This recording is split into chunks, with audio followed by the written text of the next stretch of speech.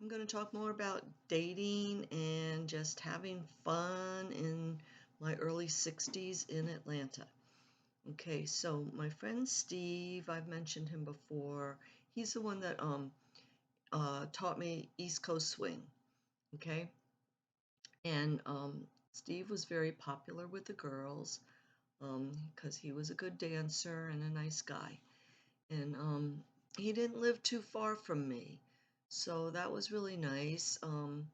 He used to invite me over every once in a while. He would, when he was going to make steak, uh, he would do it out on the grill, and sometimes he would invite me. He would say, "Hey, I'm cooking some steaks tonight. You want to come on over?"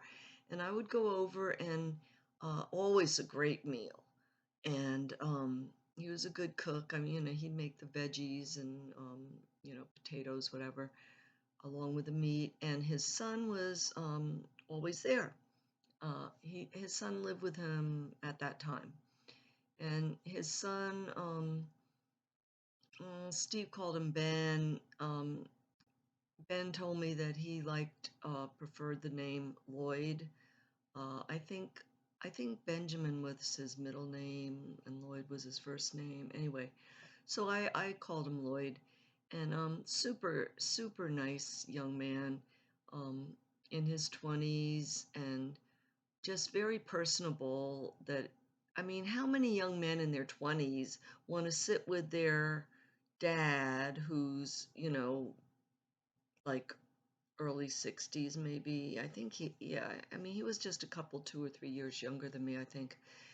Um, who wants to, how many young guys like that want to hang out with their dad and have dinner with their dad and the lady friend? And he even used to go to out with us sometimes. We would go to the Tokyo Japanese Asian buffet uh, for our birthdays because they gave free dinner if it was your birthday. So we went there a couple times for birthdays, and his son would come also with our friends and people from Celebrate group mostly, and it was very nice. And one day oh, how I um my friend who I was living with, I told you, for a year, who had the nice big beautiful home in Alpharetta, in Windward. She was getting married, so I was invited to the wedding, and I um, I asked him to go with me. Uh, it was really cool because it was at the 12 Oaks. Now, if you've seen Gone with the Wind, 12 Oaks was where the big party was, and this was the real original 12 Oaks in Georgia, where they filmed the movie. But it was there. The house is still there. It's a bed and breakfast. At least it was at that time when we went. But it was a wedding going on, and um, really, really beautiful home. It was so cool to have the house open, for the wedding, and we could hang out in any room we wanted to, pretty much. And um, so that was really, really nice. And that was when I was first starting to get to know him. And then one day when I moved to the apartment, um, behind, in the back, it was all wooded area, and my back little balcony, I was on the second floor, and actually like the third floor because there's basement apartment and then the first floor and then second floor, and there was somebody above me, I think. Anyway, all woods in the back, beautiful view I had from my little balcony, and I wanted to go exploring because I love hiking in the woods. Um, I asked my sons to go with me because they were usually who I hike with, and they didn't want to go because there was no paths. There was, no trails back there, and they didn't really feel like doing it. But my friend Steve, Yeah, I asked him if he felt like going, and he said, yeah. And he came back there with me, and we just made our way through the thick wooded area, and it was cool. He likes exploring like that, like I did. Yeah, and I hiked around with him a few times. He lived right on the edge of the forest land over by the Chattahoochee River, and anyway, great guy, good friend, and like I say, very popular with the women. But I'm gonna jump forward now, because um, oh, let me tell you, when I moved to the apartments, um, I one day there was somebody was put it out by the trash. You know, they were getting rid of this little table, it was an end table, uh, antique end table with beveled glass on top, and it was a really, good, thick, real wood. And I knew it was a good, really good, valuable table. And I picked it up in my car, and I called him because I knew Steve had a nice big garage and he had some room out there. I knew he did a lot of different handyman stuff, that he was good at a lot of things. And his garage was kind of like a workshop. So I called him and I said, I picked up this really nice antique table, but I'd like to clean it up and maybe refinish it. And so I asked him if I could bring it over to him and if he could, give me some advice that maybe I could do it in his garage because I don't really have a place, a work area. And so he said sure, and went over there. And anyway, he ended up doing it for me. I mean, just being nice. He was like showing me what to do, but I did very, very little. He pretty much did it for me and finished it really nice. And I still have it. When I moved to Florida, I took it with me. It's still in my bedroom now. And so anyway, Steve was a good friend to me. We never really dated, but you know, um, good friend. And I love to dance with him. And I'm going to jump ahead now because after I moved to Florida, um, when I was 66 years old, I moved to Florida. 65. I was 65 when I retired, moved to Florida. And about 2 years after that, it happened, a year or so after that. Anyway, oh, his son, Lloyd, Ben, who he actually helped me move because my son was making the trip with me to help me move, and we rented a U-Haul, and Lloyd helped my son load the U-Haul. So he got to know my son on that day, and they got along fine and everything. And, I just thought very highly of Lloyd because he was just such a nice guy, and he didn't have that young man attitude, like not interested in old people. He was interested in everybody. He was a good guy. Um,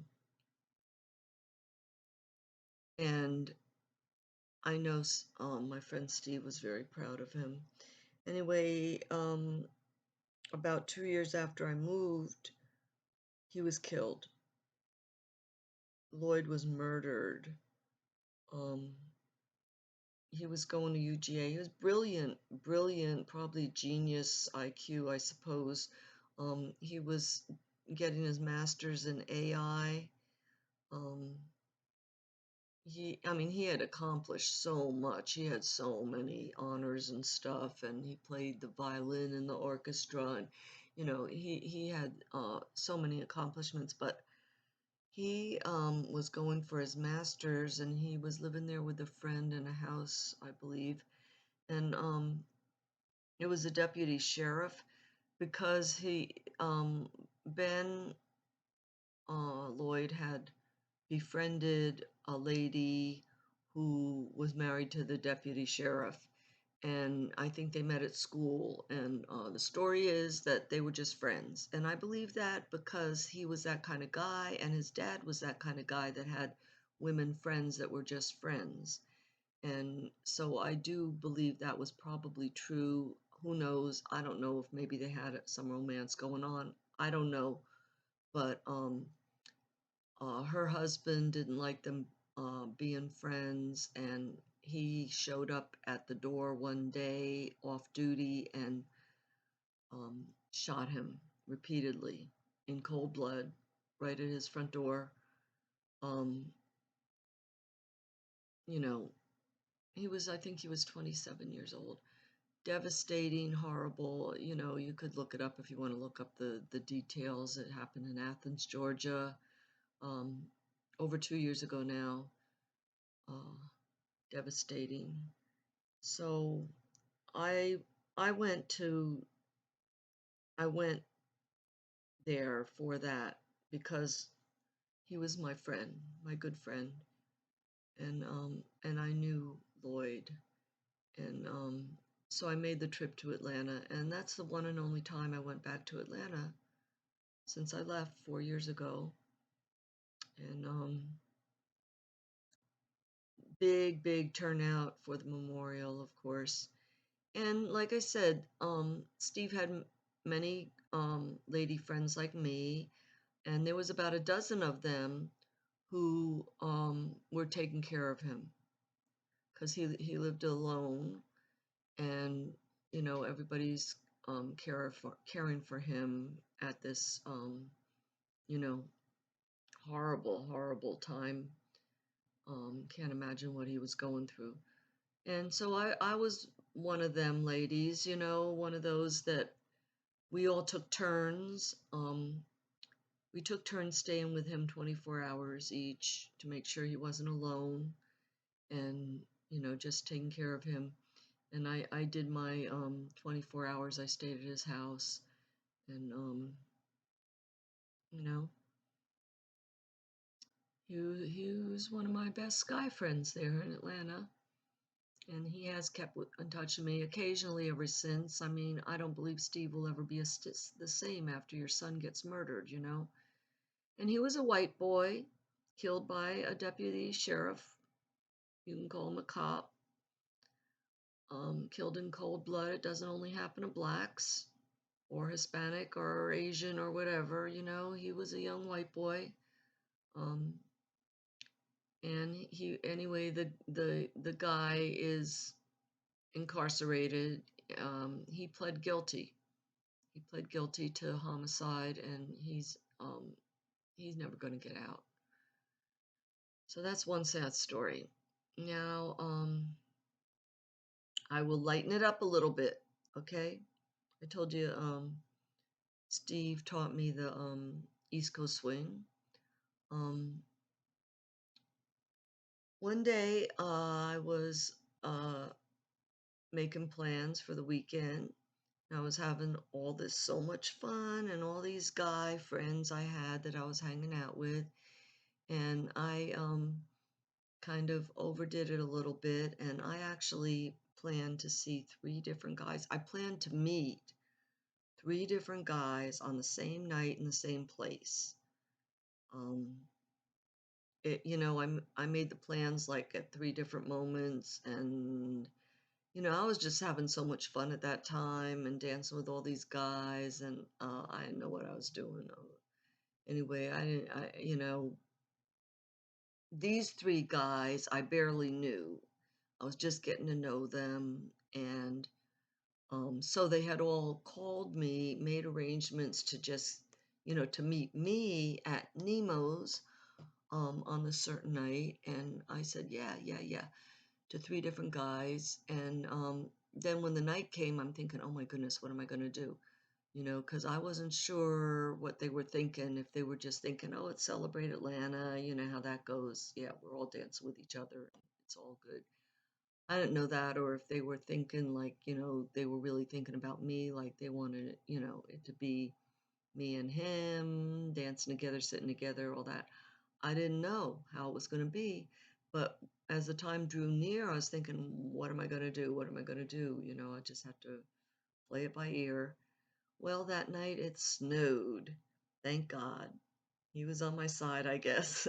It snowed, and you know, it only snows once a year in Atlanta usually, and it's like just a dusting. But they don't know how to. Usually it's just a dusting. A few times we got a few inches, but usually it's just, you know, 1 or 2 inches maybe. And because people don't know how to snow, how to drive in the snow in Atlanta, um, it really shuts things down, and they don't, you know, they're not prepared. They don't have the, you know, all those salt trucks and snow blowers and, you know, whatever. They're, you know, they don't have all that preparation, so it's a big deal. Anyway, it snowed this day, and I thought, oh, good, I don't have to go at all. Well, two of the guys said, yeah, they're not going because it snowed. Well, the one guy, um, he was an ex-Marine. Maybe that has something to do with it, but he was like a little bit of snowing keeping him away. So he said that he called me and he talked me into going. And I mean, I drove in plenty of snow in New Jersey. You know, I could drive in the snow maybe, if it's not too bad, you know.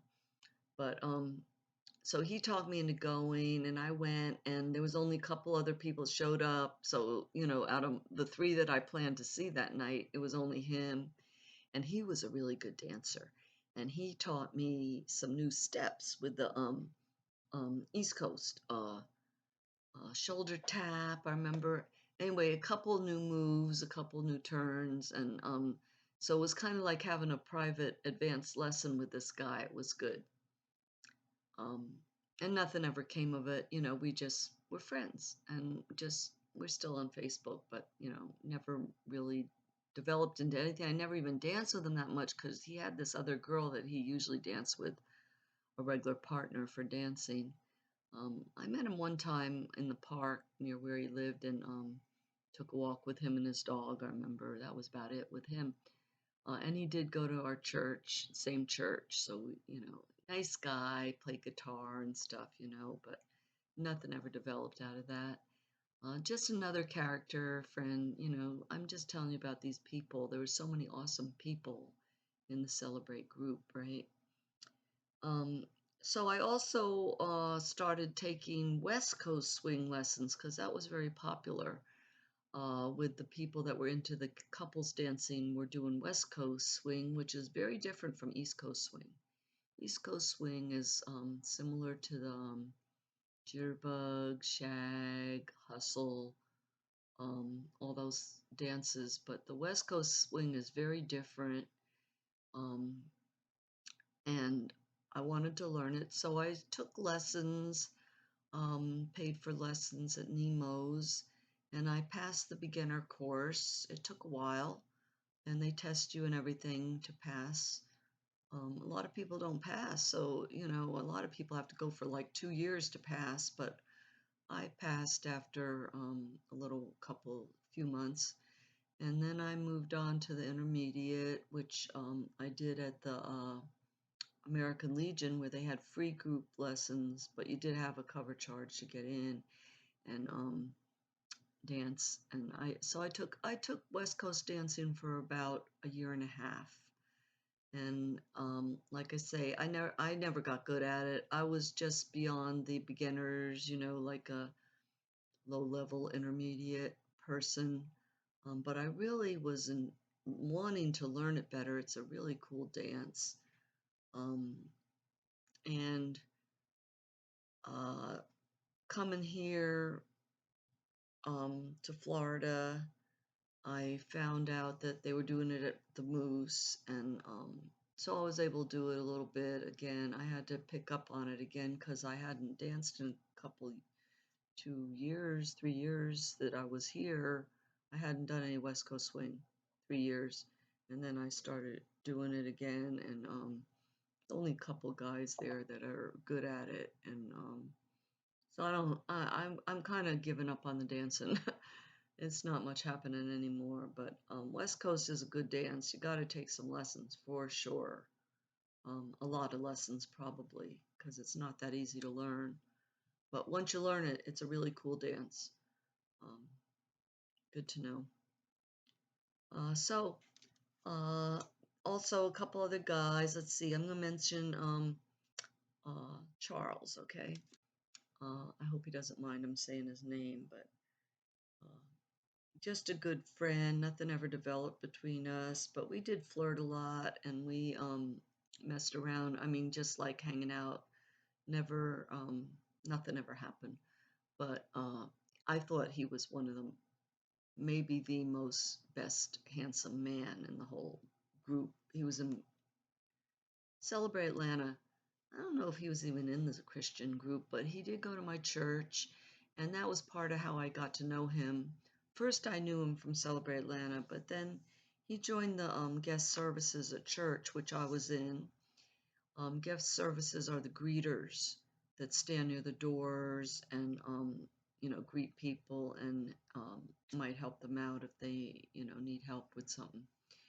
And he was on that team with me, so I used to see him sometimes because of that, and went after church to lunch with him and some other people a few times on Easter, especially. I remember one time at Easter he bought me. We went with this group. Um, my one friend Tom, he used to organize it for Easter dinner for the singles that didn't have family to eat with and stuff. Tom was a really good-hearted guy, and he just died this past year. Uh, Good man. Anyway, we were at one of his dinners, and I sat with Charles, and he bought me a mimosa, and he told the server to keep my glass full, and kept filling it up. And anyway, I said, Charles, you're trying to get me drunk. Anyway, um, we had fun. We used to laugh a lot. Uh, I enjoyed dance with him, and I sat on his lap a lot. I got several pictures of me sitting on his lap because he was a big guy, over 6 foot, and he was just real comfortable to sit on. And we hung out at different places a few times, and one time he took me. He had an open Jeep, and he took me up to this to Kennesaw Mountain. I think it's called. Um, he knew a shortcut up the mountain. We hiked up there, and they have these natural. They called them Indian seats because the Indians would sit on them to watch, to look up out. I mean, we're up on the mountain and with a great big beautiful panoramic view, and there's these natural seats you could sit on, and it was sunset time, and sitting out there, it was beautiful. And he took me out to eat after that. We went to out and had some barbecue, I remember, and all that was a really nice day. I got some pictures of that. Another time I went out on the jet ski with him. We were out on a boat with some people, and he got a jet ski from somebody and rode around with him on that. That was fun. Anyway, had some good times with my friend Charles, and I really liked him a lot. I mean, I wanted to date him, but it never happened. Maybe that's a good thing. And he's another one after I moved here. Kept in touch a little bit, a minute here and there, little messaging on Facebook and stuff like that. And, um, you know, we still flirt on Facebook a little bit. And I asked him on the messenger, I said, I said, um, we hung out and had some fun and we were always flirting. I said, I'm just wondering, how come you never even tried to kiss me? I mean, we were alone a few times, and I wanted it. I wanted him to kiss me so bad, and he never did. And he said that he was kind of, waiting for the moment, the clue, the hint, from me, and he didn't get it. Like I was waiting for him, and so it never happened. But maybe that was never meant to be. But that's okay. He was some really good memories. Great guy. And time's up. I have a few more to talk about next time. Thanks for watching.